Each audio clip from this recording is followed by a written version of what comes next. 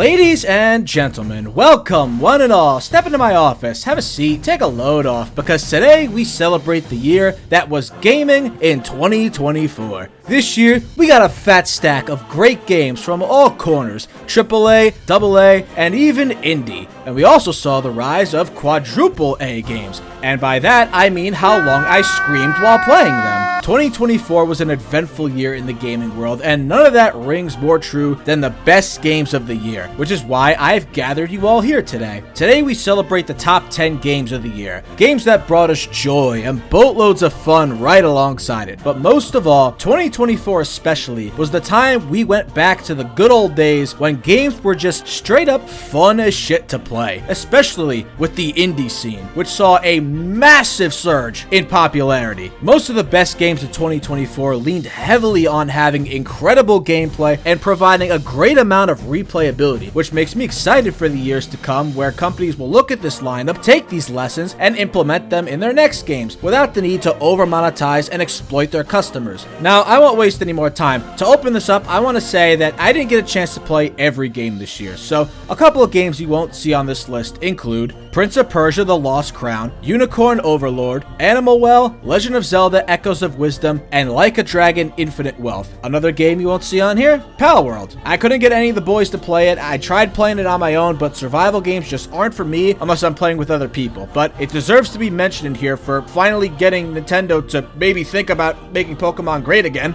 Should we get hats for this? But I feel it's only right that when we celebrate the best, we also celebrate the failure of the worst games of the year. Some I played, some I had the pleasure of not playing, but get out your tomatoes because it's time for therapy. Dragon Age: The Veilguard took everything about Dragon Age and threw it out the window, giving players a generic experience filled with angsty teen behavior. So, I'm non-binary. Who the fuck starts a conversation like that? I just sat down. Star Wars Outlaws proved that Ubisoft is the most pathetic company in the business with another generic Ubislop open world experience. But congrats Ubisoft, you're not done with this section because we also got the first quadruple A game in the form of Skull and Bones. So bad that nobody will ever use the term quadruple A again. But ooh, baby, it's triple. Ubisoft is not done yet because do you like NFTs? So do they. And right now, we got not one, but two NFT games, Champions Tactics and Captain Laserhawk, offering characters for the low price of $1.8 million. Wow, Ubisoft embarrassed themselves this year. But not as much as PlayStation did with Concord, a generic hero shooter that was propped up by Sony but barely lasted 2 weeks. There's $400 million down the drain faster than ever before, but if you're upset about ruining your reputation, it's okay, because at least it wasn't as bad as Suicide Squad Kill the Justice League, which was the absolute last thing players wanted, and a game whose DLC somehow made it worse after I played and reviewed it. But it's okay, you didn't have to worry about DLC with Senua's Saga Hellblade 2, because even Xbox wanted nothing to do with this boring tech demo piece of trash. Congrats Ninja Theory, you created the first 5-hour game that I wish was shorter. But no, the congratulations goes to, by far, the worst game of 2024. Dustborn, a game that I don't even want to talk about anymore, so I'll just direct you to the video I made on it and move on. So, enough of my rambling. What games offer the best experience, and which ones captured the hearts and minds of yours truly? Well, these are the top 10 games of 2024. So strap in, boys and girls, and let's get down to business. Before we get into the list, I first have some honorable mentions because this year was truly stacked. Marvel Rivals showed up late in the year to steal Overwatch's lunch money with some of the best character designs I've ever seen. No reason in particular.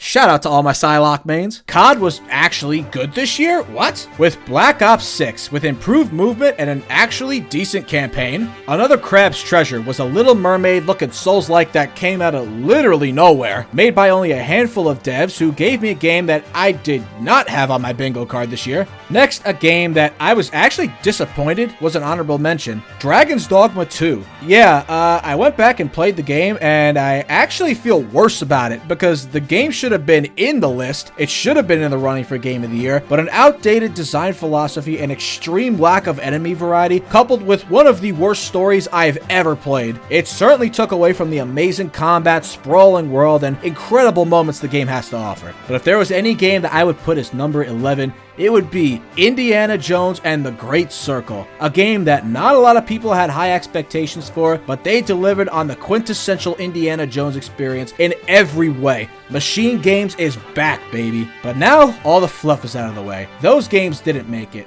but these did. Starting with number 10.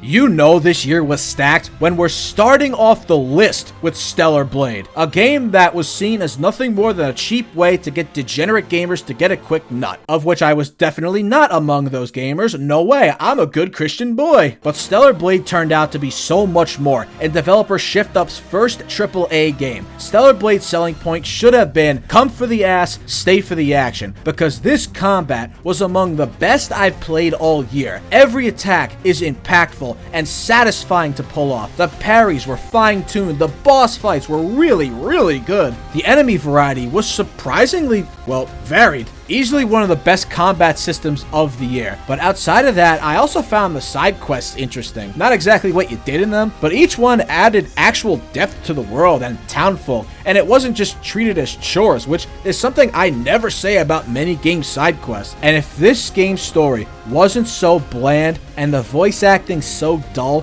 Stellar Blade would have been a lot higher on the list, but it deserves its flowers, and Shift Up deserves a round of applause. Welcome to true gaming, boys.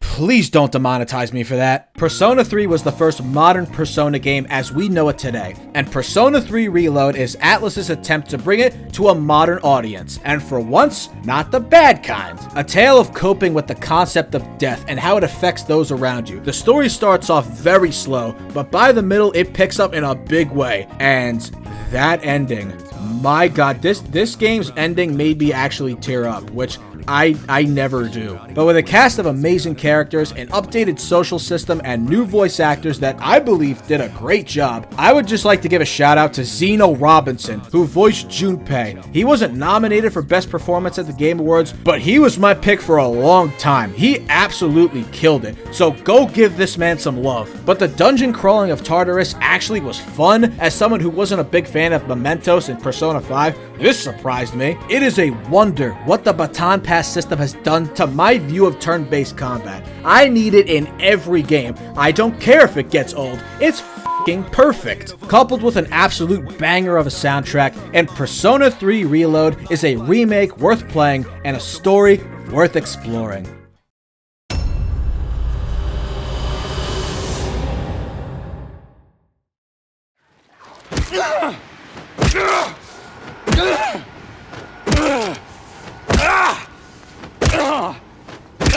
Oh, sorry, I didn't see you there. I was just busy making sure this f***ing thing is dead. You know, I never played the original Silent Hill 2, so I didn't have any attachment like others did, and I didn't have any faith in Blooper Team after the debacle that was the Callisto Protocol. But after playing Silent Hill 2 Remake, I don't think that there could have been a better team to helm this project. The atmosphere of Silent Hill is unlike anything I have ever played in any horror game. The sheer sense of dread at almost every point, a story that gets more and more up the more you read into it. Even though the game feels exactly like it's a Resident Evil remake, what these guys did with that formula was exactly what you needed to do. The puzzles were fun and complex, the combat was great, the sense of finally clicking with a route you need to go down, it all just works. And the story of James Sunderland was one that had to grow on me, admittedly, as someone who had no understanding of the deeper meanings at first, but I sit here right now saying proudly that James Sunderland is the most complex and tragic main character I've ever seen in a horror game. Now, I know Blooper Team didn't create him, but to showcase him in the way they did, they deserve the credit. Silent Hill 2 is one of the best remakes I've seen in a while, and it belongs up there with the Final Fantasies and the Resident Evils. It's that damn good.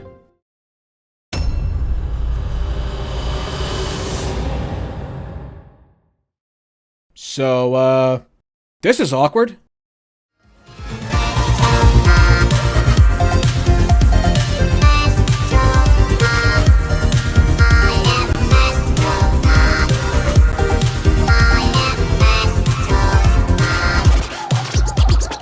Okay, hold on. I know this doesn't look right. I know Astrobot won Game of the Year, and honestly, Team Asobi deserved it. I'm not mad whatsoever that they did, but I clearly disagreed. I thought there were games that were better than Astrobot this year, but that is not a slight at Astrobot. This game did very little, if anything, wrong. A platformer that was so good that it can honestly compete with the likes of Mario. PlayStation finally has another big winner under its belt, but moreover, this is a celebration of PlayStation, and a celebration of a big part of gaming history. It's a love letter to all the games and dormant franchises we grew up playing that we thought Sony forgot about, and I think that's why it won, because all of the rich history that's baked into it. And it also shows that even though PlayStation has been made fun of for not having a lot of new games, this shows that when they fuck, they finish. Astrobot was some of the most fun I've had with gaming in a while, and some of the most fun I've had with a PlayStation IP in quite some time. And everybody at Team Asobi should be proud of themselves for making this game.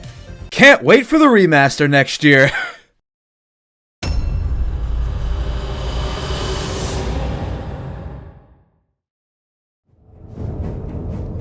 What is your reward? My salvation is my reward.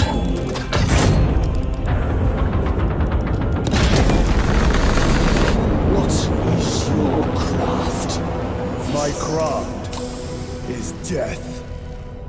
What is your pledge? My pledge is eternal service.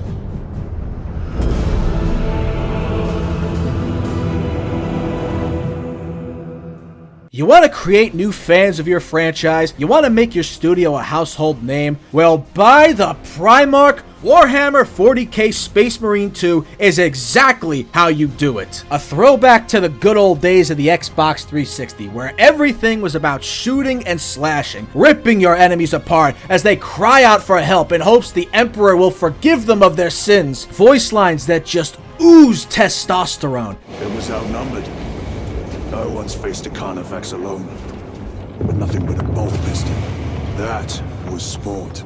Everything about the aesthetic and the experience of Space Marine 2 will have you feeling even more like a man. I can't remember a game that I played where I had this much fun doing the exact same thing all game. It really feels like this shouldn't be sustainable, but for the most part, it is. And the operations and PvP make it a game that you could just pick up anytime without having the need to constantly be investing your time in. Coupled with a pretty decent story and great voice acting, and Space Marine 2 will make you a fan of Warhammer in no time, as it did for me. I knew absolutely nothing about this world, but after playing this, I started watching lore videos and reading up on different factions. When your game does that for you, there's nothing more you can ask for. Saber Interactive announced themselves with this game, and my American boys give me hope for the future. Every time I now see a game with their logo on it, I'm gonna be that much more excited. Mission accomplished, boys. May the Emperor smile upon you. A direct hit, Major. The Eighth never miss!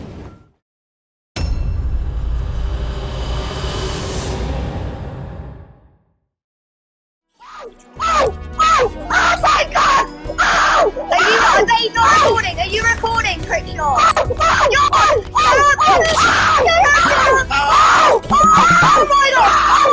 Yeah, I put this here. When I first saw Balatro, I didn't think anything of it. Oh, another niche indie game. How many of those do we have? But then I heard more and more creators talking about it, and then saw it was nominated for Game of the Year. So I said, alright, if it's that good, maybe I'll give it a try. And then I played it.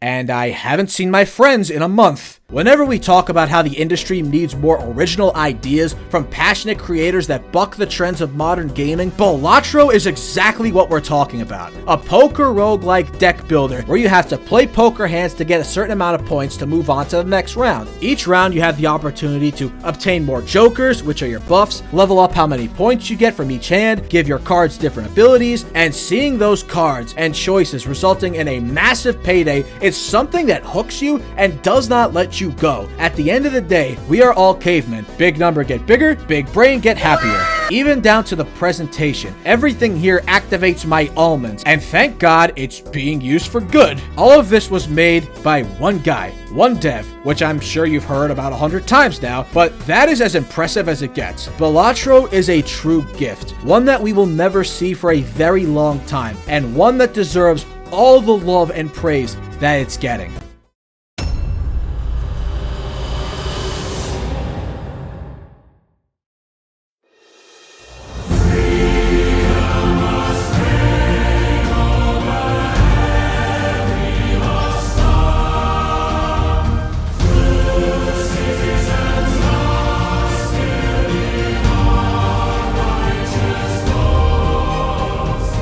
When was the last time gaming was grabbed by the balls and forced to acknowledge something in every waking moment? When was the last time you saw a level of cultural influence so big that it actually brings PlayStation and Xbox fans together?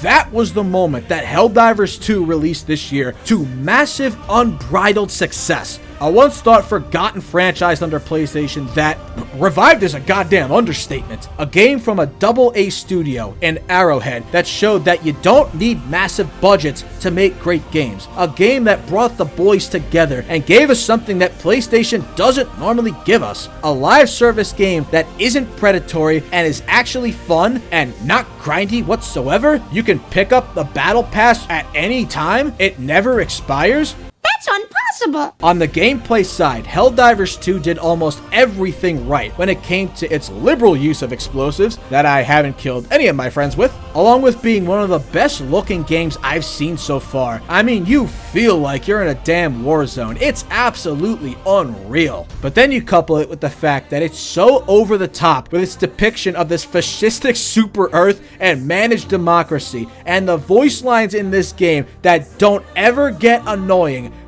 How about a nice cup of liberty? Have a taste of democracy. Sweet liberty!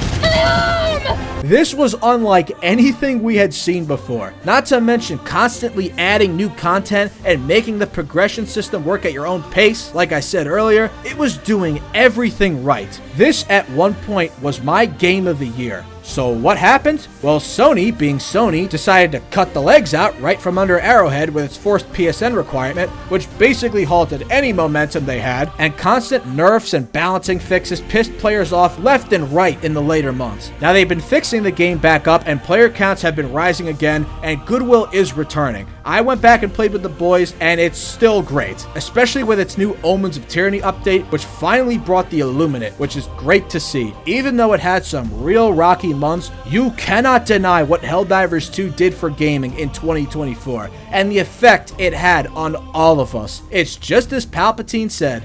I love democracy. Now for the final three, if you had any of these winning Game of the Year, I am not about to argue with you. But in my case, here is what I believe. Starting with number 3.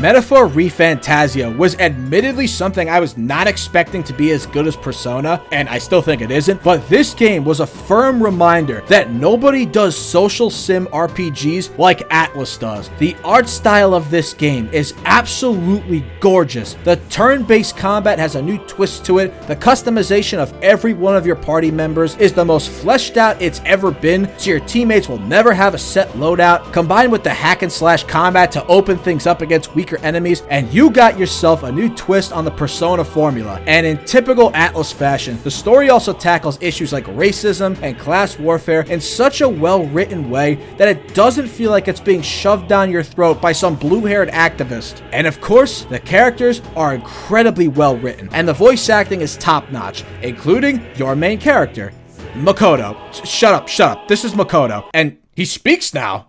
They probably still suspect us. Okay, am I the only one who heard that? You talk? And each one has their own side story that was compelling. There wasn't one of your main companion's support conversations that I wasn't totally invested in, and the soundtrack itself is nothing short of immaculate. But if there's one thing I'm gonna highlight in Metaphor, it's Luis Guillaburn. This guy is one of the best villains I have seen in a long while, and everything about him was done perfectly. This guy is a walking middle finger, and I absolutely love it. I won't spoil what happens in the story, but every time this guy was on screen, he stole the show, and almost every time he showed up, shit went down. Seriously, go look up this man's fight theme and tell me you wouldn't be cocky if that was your theme music. Metaphor is Atlus's more mature take on their formula, and the way they went about it, laying it out for the player, is something that reminds you they are one of the best studios and publishers in the business today. No doubt about it.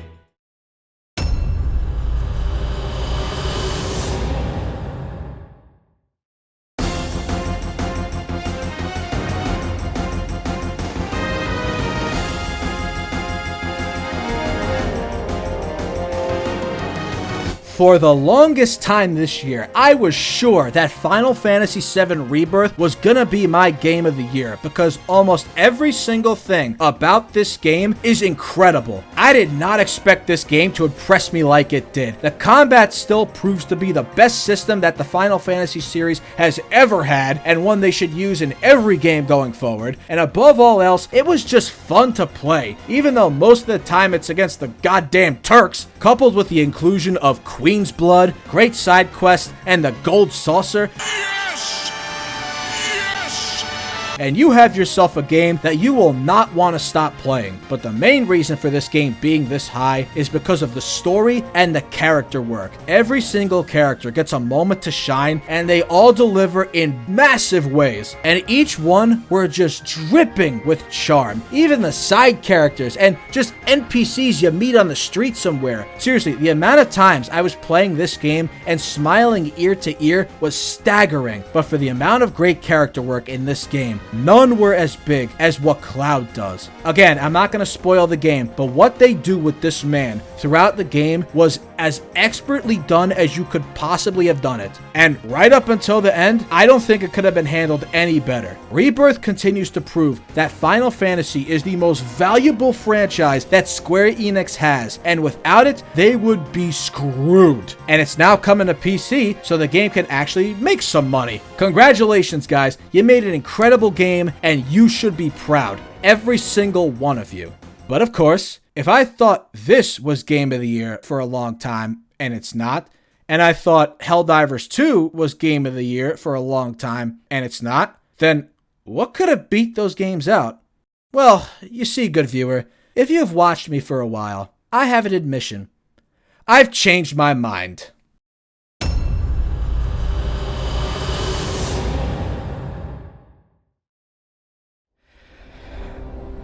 And they send you and those knuckleheads to threaten me. To obey and serve once more? I understand that too. But what I don't understand is... you bastards killing my kind!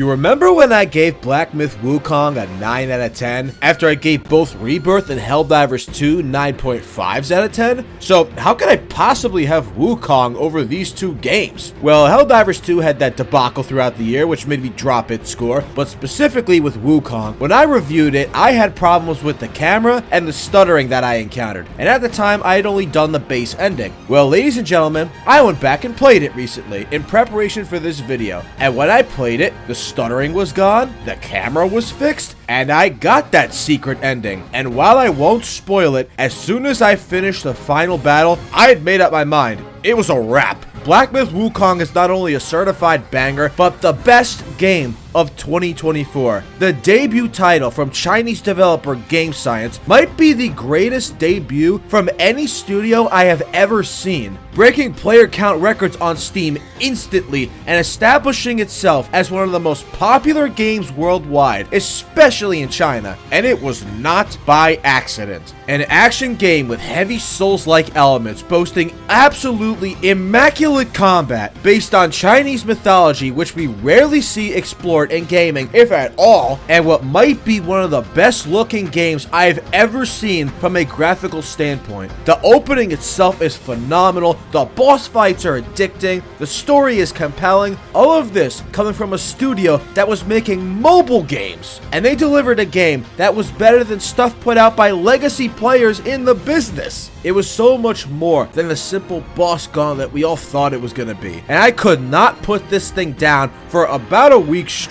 But while it was an incredible game on its own, the highlight from Black Myth Wukong this year was completely exposing games journalism in a way that has never been done before. Game Science was hit with everything but the kitchen sink, with hit piece after hit piece of accusations of sexism and misogyny from IGN and review scores from sites like Screen Rant affected by lack of diversity when they clearly never played past Chapter 3. All of games journalism was firing volley after volley at these guys, and Game Science took that cannon fire and they wiped their ass with it by simply never even acknowledging the clearly bad faith criticism while going on to sell double-digit million copies. They showed everybody that these news outlets have absolutely no power anymore, and they are pissed. Just look at any outlet's best of 2024 list that don't mention the game at all, or just have it in honorable mentions. Black Myth Wukong was everything that we all hoped for in every aspect with this game, even outside of the game itself, and it is without a doubt my 2024 Game of the Year. So that was 2024, a great year for games, and just like any list, this is just my opinion, so if you disagree, hey, that's okay. Let me know down below what you guys thought was your game of the year. Alright everybody, thanks for watching, and I'll see you guys next time. Peace! Oh, hold on a second. Yeah, hello? Yeah? Well, you're not exactly... Yes, sir. I understand, sir. Okay. Hey, guys, there's someone who wants to speak to you right now. Yep, go ahead. You're on speaker. My loyal blade and champion of the festival. Both your deeds will ever be praised in song. Now, the vow will be honored. And my lord brother's soul will return, so that he may be my consort.